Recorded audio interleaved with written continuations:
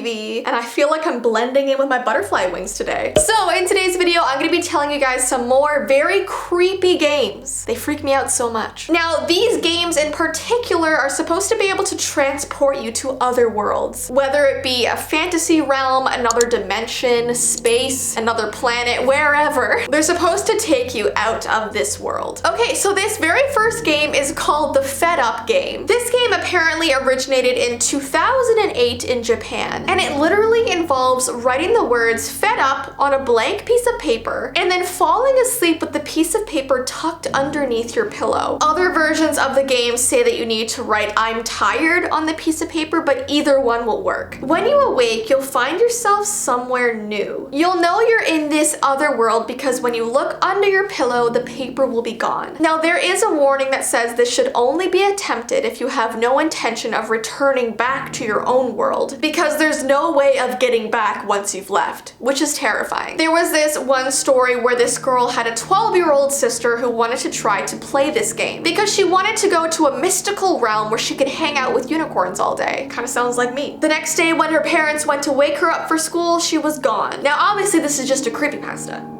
but still. Then we have a game called Purple Hearts, which, as you can tell, is the title of today's video. This game is bizarre. Now, Purple Hearts is actually a very old game. It dates back to the 80s and 90s, I believe. This game is basically where you explore other worlds while you're dreaming. So one person in this game has to be the sleeper and the other person has to be the watcher. So there's two people. One person gets into their bed and tries to fall asleep, and the other person sits beside them and watches over them. The person who's watching has to say, "Purple hearts, purple hearts, purple hearts," over and over again until that sleeper drops into a dream. Then they lead the sleeper through their dream, encouraging them to describe where they are, what they see, and anything that might be going on around them. Now, when the sleeper starts to describe seeing purple hearts in their dream, it's time to wake them up and bring them back to the real world. Now, in order to wake up the sleeper, you have to tell them to reach out and grab one of the purple hearts that they're seeing. Once the sleeper has grabbed the purple heart in their dream, they should awake in the physical world. Now, the rumor is if you're not woken up right away after you see these hearts in your dream, then for the rest of your life, you'll always see those shapes in your vision. Imagine always seeing purple hearts wherever you go. Like, that sounds super distracting, but also kind of cool. Like, you know how sometimes when you look outside, you see those like floaters in your vision? Imagine those being giant purple hearts. Weird. Next, we have something called the thumb game. This is probably one of the strangest games that I read about. You have to gather together a group of friends and you all have to stand in a circle. And you have to grab onto each other's thumbs. So you're not holding hands, you're holding thumbs, if that makes sense. As you're doing that, you have to imagine a particular environment. It could be a magical place, a mythical place, a waterfall, another planet. You have to all decide on what you're gonna imagine. You'll soon find yourself in the environment that you've imagined. Except when you look down at your thumb, you'll realize that it's missing. And now you have to go on a quest to find your thumb in this other world that you created. You have to do this as soon as possible and return to your original location before time is up. Because if you don't, you may not return to the real world and you'll be stuck there forever. Isn't that such a strange concept? And how do you know how much time you have? Like, how do you know when time's up? All right, and lastly, we have a game called 11 Miles. Now, the rules of this game might seem very simple, but apparently it's the complete opposite of that. You need to get into your car and drive until you locate a specific road. Now, apparently you'll just know it's the right road when you get there. You'll just have this feeling, and for most people, it's a road that runs through a forest. Then continue to drive down that road until you reach the end. And if you do it successfully, you'll be granted a wish. But like I said, the actual drive won't be easy. There are these rules for what you can and can't do as you drive through those 11 miles. And I'll read them out to you right now, and they get weirder and weirder. So on mile 1, it says, if you get cold, you may turn your heater on. Mile 2, if you haven't already turned the heater on, now would be a good time to do so. If you do not, you might regret it later. Mile 3, ignore any shadows in the trees, no matter how human they may seem. Mile 4, ignore any voices you may hear, no matter how human they may seem. Mile 5, ignore the vanishing trees, the sudden appearance of a lake, and the glowing of the moon. Mile 6, ignore the returning appearance the trees, the disappearance of the stars, and the flickering of your headlights. If your radio turns on, ignore that too. Ignore it no matter what it says, but do not attempt to turn it off. Mile 7. Ignore again any voices you may hear, no matter how close they may sound. Do not turn around, even if the voices appear to be coming from the back seat. Mile 8. Slow down, but do not stop. Brake if your headlights flicker, but do not stop. No matter how cold it gets, do not stop. No matter who or what you might see, do not stop. Mile 9. Your vehicle may stall. Close your eyes. Attempt to restart your vehicle. Do not open your eyes. No matter what you hear, do not open your eyes. When your vehicle starts, hit the gas as fast as you can. When the mile is over, you may open your eyes. Mile 10. Do not look in your rearview mirror. Mile 11. Your vehicle may lose power, but continue to move. Let it. Okay, so after this, you're done your 11 miles. So let's talk about this reward, they say. Drive until the road dead ends, and then you can relax. Imagine your deepest desire. It says that if your desire was an object, check your trunk. If it is smaller than that, check your back seat. If it is smaller than that, check your pockets. But if your desire was non-material, return to your life and check there. If it does not appear immediately, wait. Be patient, it will come. And that is the end of that game. How bizarre. Next time I'm driving through a forest, I'm gonna be freaked out by this. Anyways, guys, before I go, just so you know, all of these games are not real. They're just creepypastas to freak people out. I do find reading them to be very intriguing, but I wouldn't encourage you to go and attempt these strange things. But I hope you guys have an awesome rest of your day, and I will see you in my next video.